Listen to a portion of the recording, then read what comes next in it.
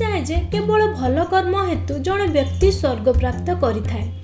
କିନ୍ତୁ ଯଦି ମୁଁ ଆପଣଙ୍କୁ କହିବି ଯେ ଏହି ପୃଥିବୀରେ ଏପରି ଏକ ସ୍ଥାନ ଅଛି ଯାହାର ରାସ୍ତା ସିଧାସଳଖ ସ୍ୱର୍ଗକୁ ଯାଏ, ତେବେ ବୋଧହୁଏ ଆପଣ ଏହାକୁ ବିଶ୍ୱାସ କରିବେ ନାହିଁ। ଏବେ ଆପଣ ଯେଉଁ ପର୍ବତକୁ ଦେଖୁଛନ୍ତି ତାହା ହେଉଛି ସ୍ୱର୍ଗରୋହିଣୀ ପର୍ବତ। ଏହା ହେଉଛି ସେହି ସମାନ ପର୍ବତ ଯାହାକୁ କେବଳ ଯୁଧିଷ୍ଠିର ଏକ କୁକୁର ସହିତ ପାର କରି ବୈକୁଣ୍ଠରେ ପ୍ରବେଶ କରିଥିଲେ। ସେହି ଦିନଠାରୁ ଏହି ମାର୍ଗଟି ଏକ ତୀର୍ଥ ସ୍ଥାନ ଭାବରେ ଗଣାଯାଇ ଆସୁଛି। କୈଳାସ ପର୍ବତ ପରି ଏହି ପର୍ବତ ମଧ୍ୟ ଅଜୟ, ଅର୍ଥାତ୍ ଆଜି ପର୍ଯ୍ୟନ୍ତ କେହି ଏଠାରେ ପହଞ୍ଚି ପାରିନାହାନ୍ତି। ମହର୍ଷି ବେଦବ୍ୟାସ ମଧ୍ୟ ଏହାକୁ ମହାଭାରତରେ ଏବଂ ଅନ୍ୟାନ୍ୟ ଗ୍ରନ୍ଥରେ ଉଲ୍ଲେଖ କରିଛନ୍ତି।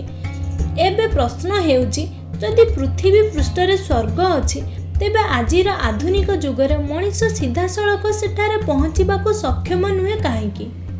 ଏବଂ ଯଦି ସେଠାରେ ସେ ପହଞ୍ଚିବା ପାଇଁ ଏପରି ଏକ ସିଢ଼ି ଅଛି, ତେବେ ଏହା କେଉଁଠାରେ ଅଛି ଏବଂ ସ୍ୱର୍ଗରୋହିଣୀ ପର୍ବତର କାହାଣୀ କ'ଣ? ଏହାକୁ ସ୍ୱର୍ଗକୁ ଯିବାର ବାଟ କାହିଁକି କୁହାଯାଏ?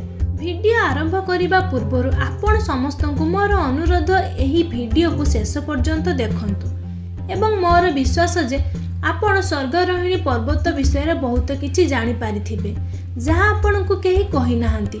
ଏହା ସହ ଆପଣ ମୋ ଚ୍ୟାନେଲକୁ ସବସ୍କ୍ରାଇବ୍ କରନ୍ତୁ, ଯାହାଦ୍ୱାରା ଆପଣ ଏମିତି ଭିଡ଼ିଓ ଆହୁରି ମଧ୍ୟ ଦେଖିପାରିବେ।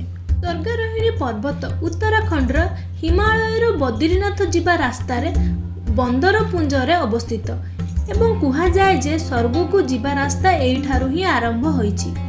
ଏହି ପର୍ବତର ଉଚ୍ଚତା 6252 ମିଟର। ମହାଭାରତରେ ଏହି ସ୍ଥାନକୁ ବହୁତ ମହତ୍ତ୍ୱପୂର୍ଣ୍ଣ ସ୍ଥାନ ବୋଲି କୁହାଯାଇଛି ଯେ ଯୁଦ୍ଧ ଶେଷରେ ଯେତେବେଳେ ପାଣ୍ଡବମାନେ ଏହି ମାର୍ଗରେ ପାଦରେ ଚାଲି ସ୍ୱର୍ଗକୁ ଯାଉଥିଲେ, ସେତେବେଳେ ସେମାନଙ୍କର କୁକୁର ମଧ୍ୟ ସେମାନଙ୍କ ସହିତ ଯାଉଥିଲେ। କିନ୍ତୁ ଶେଷରେ କେବଳ ଯୁଧିଷ୍ଠିର ବିଜୟ କଲେ ଏବଂ ଅନ୍ୟ ସମସ୍ତେ ମୃତ୍ୟୁ ପ୍ରାପ୍ତ କଲେ। ସେହି ଦିନଠାରୁ ଏହି ମାର୍ଗଟି ଏକ ତୀର୍ଥ ସ୍ଥାନ ଭାବରେ ଗଣାଯାଉଛି। ସ୍ୱର୍ଗରୋହିଣୀରେ ପହଞ୍ଚିବା ପାଇଁ ଆପଣଙ୍କୁ ବଦ୍ରିନାଥ ଧାମଠାରୁ 10 କିଲୋମିଟର ଦୂରରେ ଲକ୍ଷ୍ମୀବନ, ପରେ 10 କିଲୋମିଟର ଆଗକୁ ଚକ୍ରତୀର୍ଥ ଓ ଏହାପରେ 6 କିଲୋମିଟର ଆଗକୁ ସତପନ୍ଥ ହ୍ରଦ ଦେଇ ଯିବାକୁ ପଡ଼ିବ। ସତପନ୍ଥ ହ୍ରଦର ଅର୍ଥ ହେଉଛି ସତ୍ୟର ପଥ। ମହାଭାରତ ଅନୁଯାୟୀ ପାଣ୍ଡବମାନେ ସ୍ୱର୍ଗକୁ ଯିବା ସମୟରେ ଏହି ନଦୀରେ ସ୍ନାନ ଓ ଧ୍ୟାନ କରିଥିଲେ। ଏହାପରେ ହିଁ ସେ ତାଙ୍କର ପରବର୍ତ୍ତୀ ଯାତ୍ରା ଆରମ୍ଭ କରିଥିଲେ। ଏହି ହ୍ରଦର ଆକୃତି ରହସ୍ୟମୟ ଅଟେ। ସାଧାରଣତଃ ଆପଣ ଦେଖିଥିବେ ହ୍ରଦର ଆକାର ଚଉଡ଼ା ଓ ଲମ୍ବା, କିନ୍ତୁ ସତପନ୍ଥର ଆକୃତି ତ୍ରିଭୁଜ ଭଳି। ମାନ୍ୟତା ଅନୁଯାୟୀ ଏକାଦଶୀ ଦିନ ତ୍ରିଦେବ ଅର୍ଥାତ୍ ବ୍ରହ୍ମା, ବିଷ୍ଣୁ ଏବଂ ମହେଶ୍ୱର ଏହି ହ୍ରଦର ବିଭିନ୍ନ କୋଣରେ ବୁଡ଼ ପକାଇଥିଲେ। ଏହି କାରଣରୁ ହ୍ରଦର ଆକୃତି ତ୍ରିକୋଣୀୟ ଅଟେ। ମାନ୍ୟତା ଅନୁଯାୟୀ ଯେତେବେଳେ ପାଣ୍ଡବମାନେ ସ୍ୱର୍ଗ ଆଡ଼କୁ ଯାଉଥିଲେ, ସେତେବେଳେ ସମସ୍ତ ପାଣ୍ଡବଙ୍କର ଜଣ ଜଣଙ୍କ କରି ମୃତ୍ୟୁ ହୋଇଥିଲା।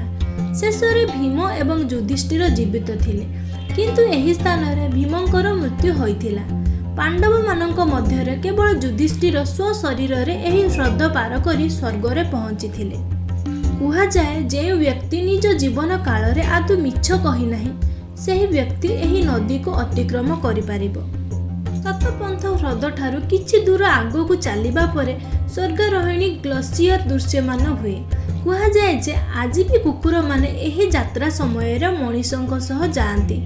ଏହି କୁକୁରମାନେ କେଉଁଠାରୁ ଆସିଛନ୍ତି ତାହା କେହି ଜାଣିନାହାନ୍ତି। ଏହି ଭିଡ଼ିଓରେ ଆପଣ ଦେଖୁଥିବା ସମତଳ ସ୍ଥାନ ସ୍ୱର୍ଗକୁ 7ଟି ପାହାଚ ଅଛି, ଯାହା ସ୍ୱର୍ଗକୁ ସିଧା ରାସ୍ତା ଅଟେ।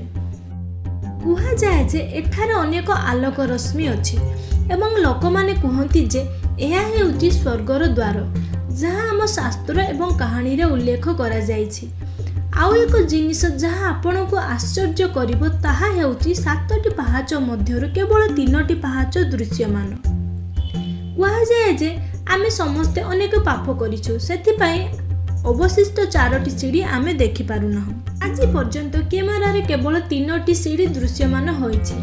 କୁହାଯାଏ କି ଯଦି କେହି ଏହି ସିଡ଼ି ଦେଖିବା ପାଇଁ ଚେଷ୍ଟା କରନ୍ତି, ତେବେ ପ୍ରକୃତି ତାଣ୍ଡବ ସୃଷ୍ଟି କରେ।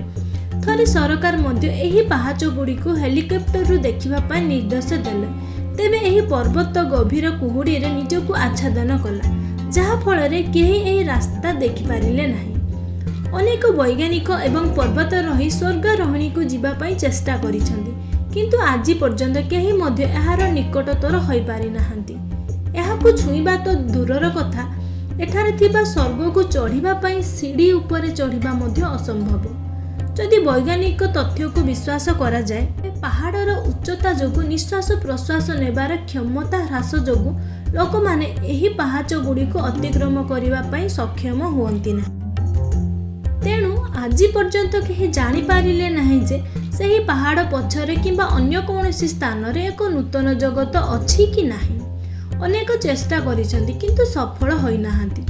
ବାସ୍ତବରେ ଆଜି ବି ଲୋକମାନେ ଏହାକୁ ବିଶ୍ୱାସ କରନ୍ତି ଏବଂ ଅନେକ ପ୍ରକାରର କାହାଣୀ କୁହନ୍ତି, ଯାହା ବିଷୟରେ ମୁଁ ଆପଣଙ୍କୁ ପରେ ଅନ୍ୟ ଏକ ଭିଡ଼ିଓରେ କହିବି। ତେଣୁ ବନ୍ଧୁଗଣ, ଯଦି କେହି ଆପଣଙ୍କୁ କୁହନ୍ତି ଯେ ସ୍ୱର୍ଗକୁ ପାହାଚ ନାହିଁ କି ସ୍ୱର୍ଗକୁ ନିଶୁଣି ନାହିଁ ଏବଂ ସ୍ୱର୍ଗ ମଧ୍ୟ ନାହିଁ, ତେବେ ତାଙ୍କୁ ଆପଣ କହିବା ପାଇଁ ଜମା ଭୁଲିବେ ନାହିଁ ଯେ ଉତ୍ତରାଖଣ୍ଡ ହେଉଛି ଏକମାତ୍ର ସ୍ଥାନ ଯେଉଁଠାରୁ ସେ ସ୍ୱର୍ଗ ଆଡ଼କୁ ଯାଇପାରିବେ।